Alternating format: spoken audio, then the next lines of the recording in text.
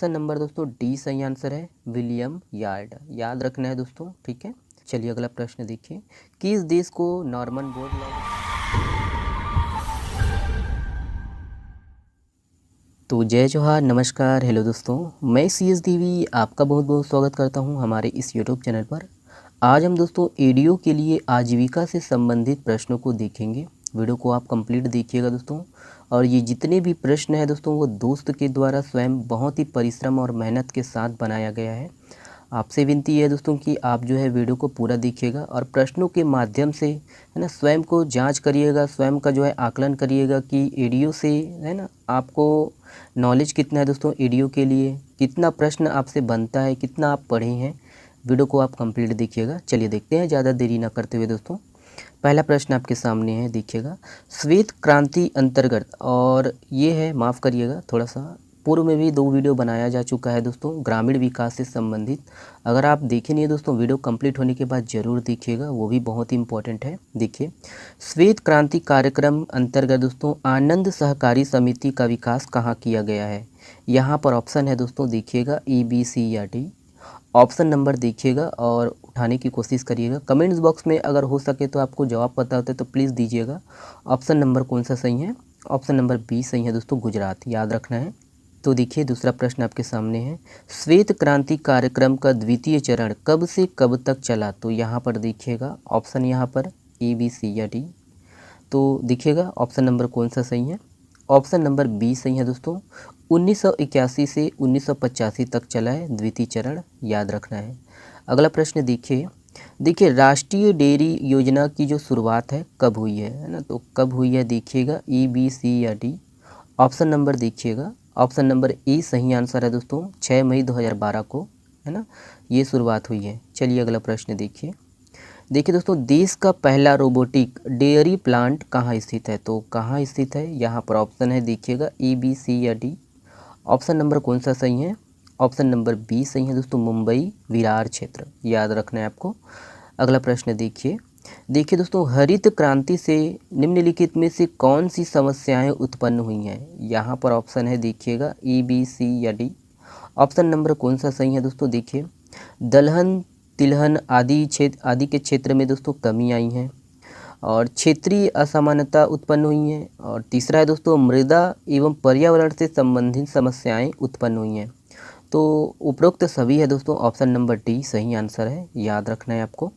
अगला प्रश्न देखिएगा, देखिए ये है कि भारत में हरित क्रांति का प्रथम चरण निम्नलिखित में से कौन से स्थान से प्रारंभ हुआ। तो यहाँ पर ऑप्शन है ए, बी, सी या डी।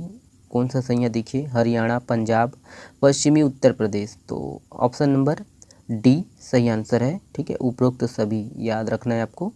अगला प्रश्न देखिएगा, देखिए भारत में निम्नलिखित में से कौन सी क्रांति है ना मत्स्य पालन से संबंधित है। तो कौन सी क्रांति जो है मत्स्य पालन से संबंधित है देखिएगा ए, बी, सी या डी। ऑप्शन नंबर दोस्तों है ना बी सही आंसर है, नीली क्रांति मत्स्य पालन से संबंधित है। अगला प्रश्न आपके सामने है, ऑनलाइन वेब पोर्टल जो कि कृषि मंडियों को जोड़ता है निम्नलिखित में से कौन सा है। यहाँ पर देखिएगा ऑप्शन है ए, बी, सी या डी। देखिए और जवाब देने की कोशिश करिएगा। ऑप्शन नंबर दोस्तों सी सही आंसर है, ई नेम, ठीक है, याद रखना है। इसका फुल फॉर्म हो सके तो आप कमेंट्स बॉक्स में कर सकते हो। अगला प्रश्न देखिएगा, अगला प्रश्न आपके सामने है दोस्तों, देखिए कृषि उपकरणों की विशेषताएं निम्नलिखित में से किनके द्वारा तैयार की जाती है। तो किनके द्वारा तैयार की जाती है, यहाँ पर ऑप्शन है देखिएगा ए, बी, सी या डी। ऑप्शन नंबर दोस्तों ए सही आंसर है, भारतीय मानक संस्थान, याद रखना है। अगला प्रश्न देखिए, देखिए देश में निम्नलिखित में से कौन सी कृषि पद्धतियाँ प्रचलित है। देखिए ए, बी, सी या डी। ऑप्शन नंबर कौन सा सही है दोस्तों? ऑप्शन नंबर है ना देखिए अनुबंध कृषि है, या फिर गहन कृषि है, या फिर निगमित कृषि है, इनमें से कौन सा सही है? ऑप्शन नंबर देखिएगा डी सही है दोस्तों, उपरोक्त सभी। चलिए अगला प्रश्न देखिए, देखिए हरित क्रांति की शुरुआत किस पंचवर्षीय योजना के दौरान की गई है। तो याद रखना है, देखिएगा ऑप्शन नंबर कौन सा सही है ना, ऑप्शन नंबर देखिएगा सी सही है दोस्तों, तीसरी पंचवर्षीय योजना में शुरुआत की गई है हरित क्रांति की, याद रखना है ना। अगला प्रश्न देखिएगा, अगला प्रश्न है आपके सामने दोस्तों, हरित क्रांति का प्रतिपादन किसके द्वारा किया गया है? तो किसके द्वारा किया गया है प्रतिपादन पूछा है यहाँ पर, ए बी सी या डी? देखिएगा ऑप्शन नंबर दोस्तों डी सही आंसर है, विलियम यार्ड। याद रखना है दोस्तों, ठीक है। चलिए अगला प्रश्न देखिए, किस देश को नॉर्मन बोरलॉग के निवास स्थान के है ना नाम से जाना जाता है? तो यहाँ पर देखिएगा ए बी सी या डी। ऑप्शन नंबर दोस्तों कौन सा सही है? ऑप्शन नंबर डी सही है दोस्तों, संयुक्त राज्य अमेरिका। चलिए अगला प्रश्न देखिएगा, देखिए दोस्तों, विश्व में हरित क्रांति के जनक किसे माना जाता है? यहाँ पर ऑप्शन है दोस्तों ए बी सी या डी। ऑप्शन नंबर दोस्तों कौन सा सही है? ऑप्शन नंबर बी सही है दोस्तों, नॉर्मन बोरलॉग। याद रखना है। अगला प्रश्न देखिए, भारत में हरित क्रांति किन फसलों में सफल रही है? तो यहाँ पर ऑप्शन है, ये भी सरल प्रश्न है।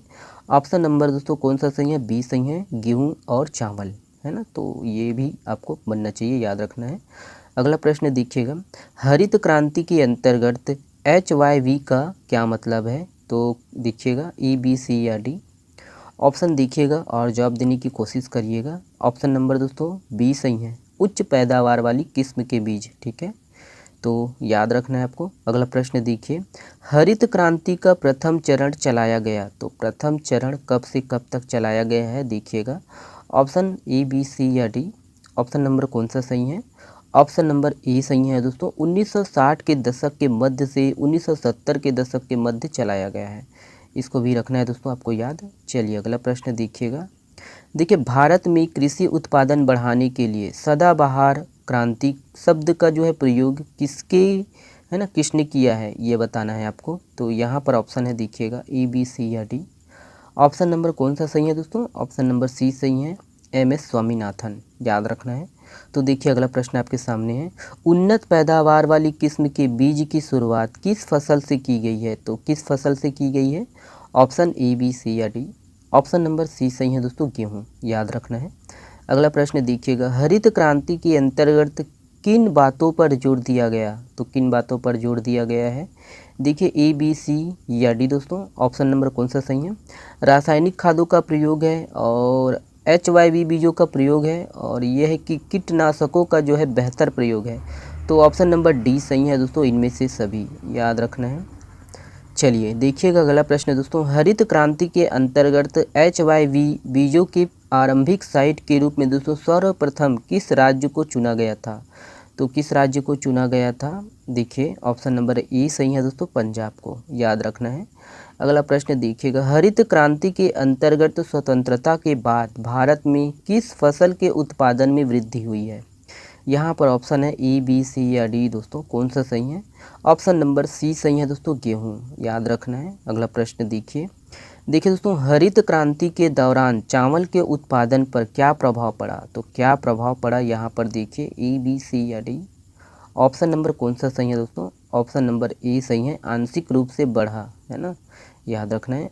अगला प्रश्न देखिए, हरित क्रांति के दौरान मोटे अनाज और दलहन के उत्पादन पर क्या प्रभाव पड़ा? यहाँ पर ऑप्शन है देखिएगा ए बी सी या डी दोस्तों। ऑप्शन नंबर बी सही है, कमी हुई है, ठीक है। तो ये है दोस्तों छोटा सा वीडियो। आशा करता हूँ कि वीडियो से आपको थोड़ा सा नॉलेज मिला हो, आपके ज्ञान में वृद्धि हुआ दोस्तों, वीडियो के लिए लाभदायक हो। और मैं अपने दोस्त का दोस्तों यहाँ पर नीचे डिस्क्रिप्शन में टेलीग्राम चैनल का जो है लिंक दे दूँगा, आप जाकर ज्वाइन कर सकते हो और फ्री में दोस्तों वहाँ पर वीडियो के लिए टेस्ट दिला सकते हो। चलिए बहुत बहुत धन्यवाद वीडियो को देखने के लिए। दोस्तों शेयर करना है तो शेयर कर सकते हो। बहुत बहुत धन्यवाद वीडियो को देखने के लिए।